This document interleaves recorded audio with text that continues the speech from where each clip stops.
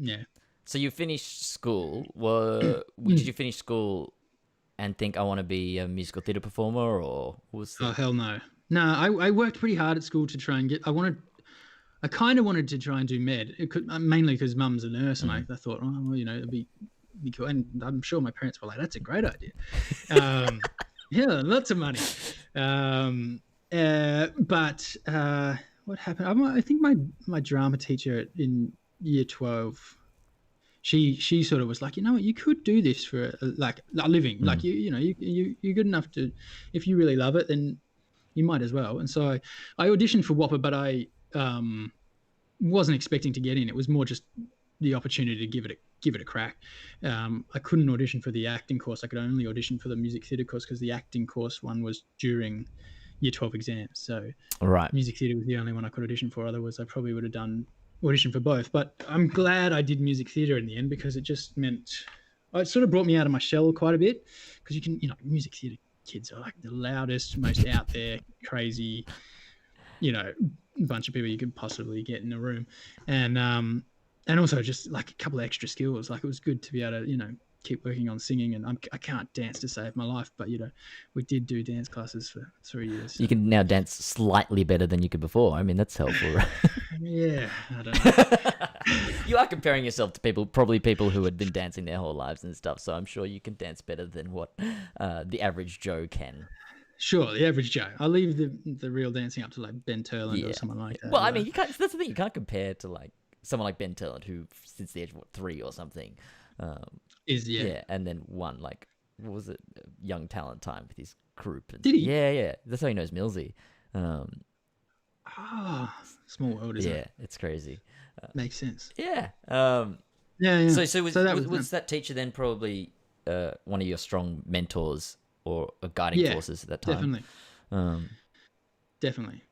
She was like exactly what you expect from a drama teacher too, like this sort of big lady and like hard and dry as hell, and just like no shit. She would take no shit whatsoever. You know what I mean? Like, and she'd be smoking darts down in her car. Like you'd catch her, like she'd open the door and all this smoke would come out. It's just like these, but just a legend, and took care of all the. There's often a lot of like damaged kids in drama, and that or like kids with anxiety or kids with ADD and trying to learn about, trying to work themselves out, like kids coming out and that sort of stuff during that period. And she was the teacher that was always there, always defending them, always looking after the students. So she was a great mentor, and she definitely was the one that gave me the confidence to go and give it a crack.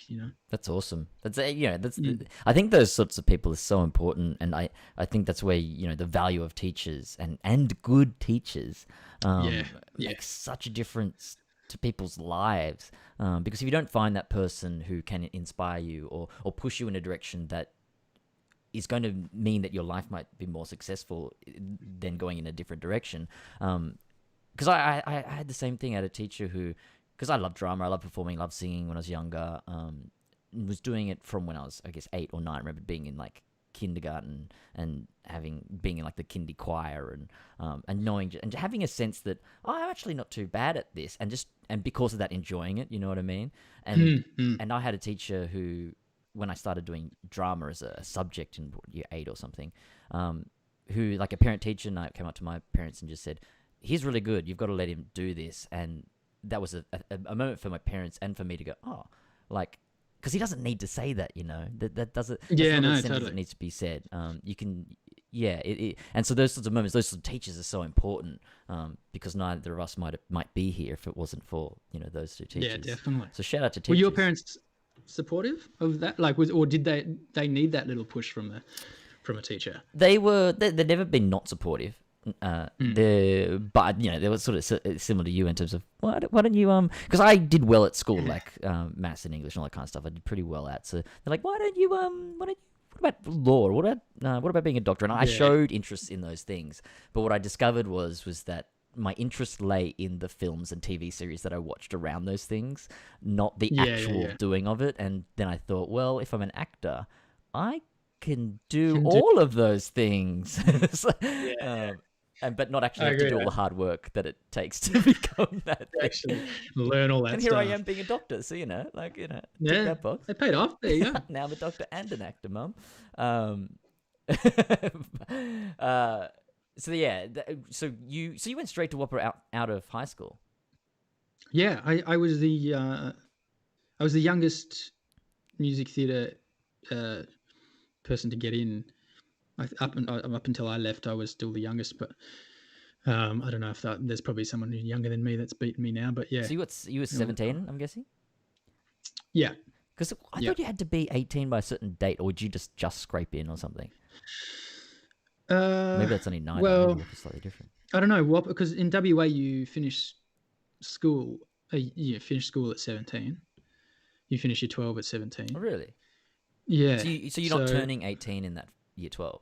No. Yeah, okay, so you turn 18 in your final year. Yeah. So you start a year earlier. Yeah, it must be something like that.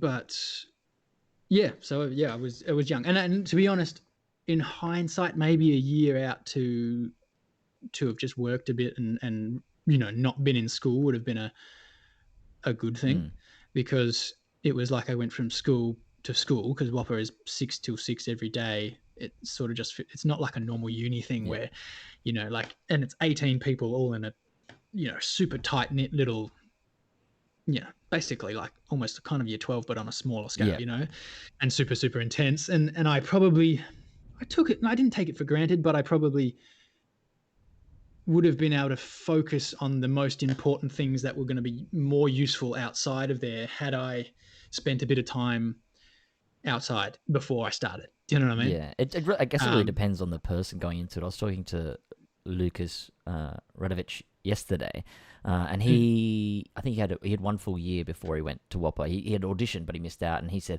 I was so happy I actually missed out, because that year he went and travelled, and he sort of learned stuff about the world, and then so when he was there, he could see the difference between the ones who had some life experience and the ones who hadn't, and not anybody. There was people there who were very mature for their age or whatever, and who did get that, but it was but for him, he was very appreciative of not getting in that first year, because he felt he wouldn't have been ready had he did.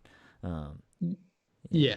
And I mean, even just to have that experience to go off and travel and stuff and learn more about yourself. I mean, my teachers the entire time I was there were constantly telling me to try and get life experiences, like while you're here, like weird things, like hook up with as many people as you can and go and do this, like have some experience, because you've done nothing and you've been, and you're quite conservative, like I was, because I, kind of come through that in schools and stuff as well.